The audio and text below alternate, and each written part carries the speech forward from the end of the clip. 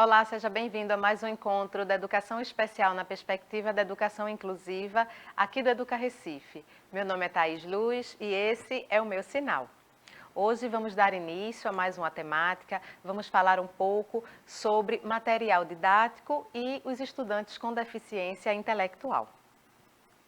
Bom, para começar, nós vamos falar um pouco sobre as limitações, entender um pouco as crianças, os estudantes com deficiência intelectual. Então, elas possuem algumas limitações significativas em pelo menos duas das seguintes áreas de habilidades: aprendizagem e autogestão em situação da vida, como cuidados pessoais, responsabilidades profissionais, controle do dinheiro, recreação, controle do próprio comportamento e organização em tarefas escolares e profissionais. Também a comunicação, em habilidades ligadas à linguagem, leitura, matemática, raciocínio, conhecimento, memória. Habilidades sociais e interpessoais, habilidades ligadas à consciência das experiências alheias, empatia, habilidades com amizade, julgamento social e autorregulação. Então, essas são algumas das características, das limitações que alguns deficientes algumas crianças com deficiência intelectual, elas apresentam. E é justamente nessas áreas que nós, professores do AE, vamos perceber, identificar e trabalhar em cima dessa limitação, do que está sendo necessário, não é, trabalhar, ser mais aprimorado nesse estudante. Claro que a gente tem que lembrar que a gente tem que conhecer esse estudante.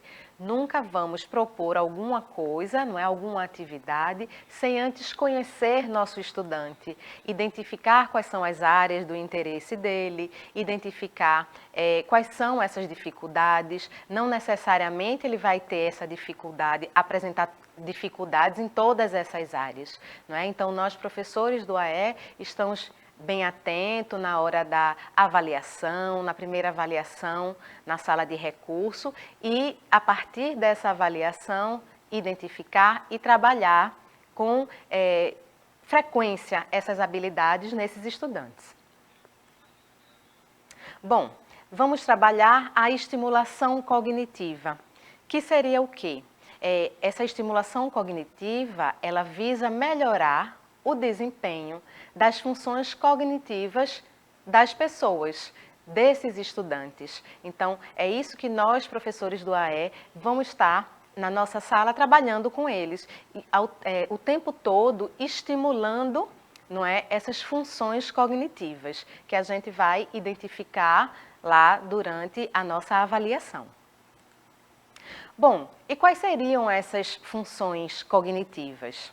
A atenção, memória, percepção, concentração, raciocínio lógico, são várias funções, não é, que apresentam. Essas são algumas das funções cognitivas e que a gente tem que estar mais atento, vamos dizer assim. Essas funções cognitivas a gente vai prestar mais atenção e estar sempre estimulando esses estudantes que estamos atendendo. Bom, essas funções cognitivas, elas levam à aprendizagem. Se as funções cognitivas, elas não estão funcionando adequadamente, dificilmente acontecerá a aprendizagem. Então, é uma relação direta, não é, em que os professores têm que ficar ali atentos. Não só os professores da sala de recurso, não é verdade? Os professores da sala regular também têm que estar bem atentos. Quais são essas limitações, o que é que está faltando ser trabalhado? Nós, da sala de recurso, nós vamos ter um olhar mais apurado, mais refinado, para identificar quais dessas funções cognitivas. Algumas delas colocamos agora, a atenção, a memória, não é? A concentração. Então, essas funções, elas precisam estar bem trabalhadas, bem aprofundadas, para que aconteça essa aprendizagem. É importante a gente lembrar que essas funções cognitivas, elas são desde o início, né? Desde o nascimento, as pessoas vão trabalhando essas funções. Então, assim que nós nascemos, vamos ali apresentando, vamos sendo apresentados, expostos a situações e vamos aprendendo, não é, muitas dessas funções. Com o passar do tempo, com o grau de dificuldade sendo aumentada, essa cognição ela vai se ampliando, vai se juntando às informações que já havíamos adquirido e ali ela vai aumentando, com isso deixando os indivíduos, as pessoas com autonomia, com esse desenvolvimento. Não é? Nas crianças com deficiência intelectual, que é o nosso foco hoje, essas funções cognitivas, elas estão ali com déficit. Então, é importante perceber e trabalhar. Bom, outra função seria a linguagem. Vamos trabalhar nesses estudantes a comunicação. A comunicação que pode ser expressiva ou receptiva. Nós, em outro momento, já falamos sobre essa linguagem, falamos sobre essa comunicação. A comunicação expressiva e a receptiva é identificar nesse estudante, é trabalhar com ele, não é? Até que ponto, até quando ele consegue receber essa informação. Ele escuta, ele compreende e ele expressa, não é? Se expressa e se comunica. Vale lembrar que essa comunicação, essa expressividade desse estudante, quando a gente fala de comunicação, nós não estamos falando em comunicação oral, não estamos falando em fala, não é?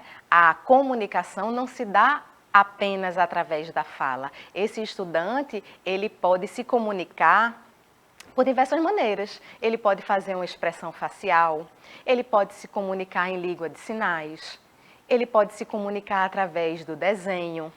Então, é importante o professor estar atento que qualquer sinal que ele possa dar, ele está sim se comunicando.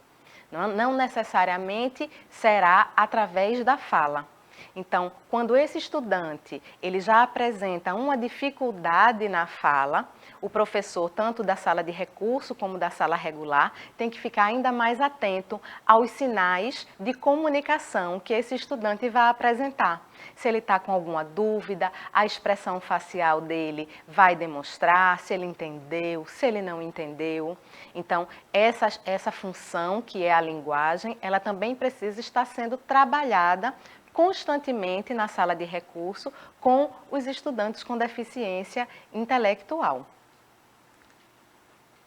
A interação, não é? A interação com outras pessoas, a interação com o ambiente, também é necessário ser trabalhado com esse estudante, não é? Quando ele está na sala de aula, como é que é essa interação?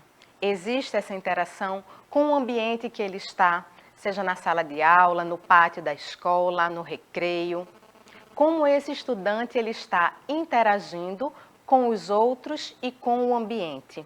Então, também é importante o professor estar atento, o professor da sala de recursos ter essa atenção, como é que esse estudante está no cotidiano da sala, no cotidiano da escola. Não é? Precisa ser trabalhada essa habilidade. Não é? Quando o estudante está ali na sala de recursos sendo atendido, é importante ser percebido pelo professor o comando. Esse estudante, ele compreende o comando, não é? Ele atende às orientações do professor. Quando o professor está colocando uma atividade, seja ele um jogo, como ele está recebendo. Essa informação vai ser importante, não é? Quando ele tiver essa relação. Vai ser importante ele saber, ele entender comandos e orientações para que quando ele esteja ali no cotidiano dele, interagindo com outras pessoas, com o ambiente, ele ter essa informação, ele ter essa consciência, não é? Sobre esses comandos, sobre essas orientações. Porque como é que ele vai agir com o outro se ele não consegue entender uma orientação. Como é que ele vai fazer a atividade dele, mesmo sozinho, se ele não consegue compreender as orientações que estão sendo passadas para ele? Então, a orientação e esse comando tem que ser bem trabalhado com os estudantes com deficiência intelectual, para que ele possa não só se desenvolver com os demais, com os colegas, com o ambiente, mas com ele mesmo, quando ele vai fazer uma atividade, não é? Ele perceber, ele entender que aquela atividade que foi entregue a ele, foi entregue com um objetivo, foi entregue com uma explicação, e ele tem que compreender, não é? É importante que ele compreenda para o desenvolvimento da autonomia desse estudante. Então, nós, professores do AE, nós temos esse papel importante, esse olhar minucioso, não é? Esse olhar minucioso que vai nos dizer quais áreas, quais funções esse estudante precisa ser aprimorado, ser mais trabalhado, para que ele possa desenvolver na sala de aula, dentro da escola, na vida dele, não é? Então, bom, nós ficamos por aqui. No nosso próximo momento, está vendo uma mesa de atividades, de jogos. Nós vamos relacionar essas atividades, esses jogos, com essas habilidades, com essas funções que falamos hoje, e como você, professor do AE, pode, a partir de um jogo, trabalhar uma ou mais habilidades com os seus estudantes. Eu te aguardo no nosso próximo momento. Até lá!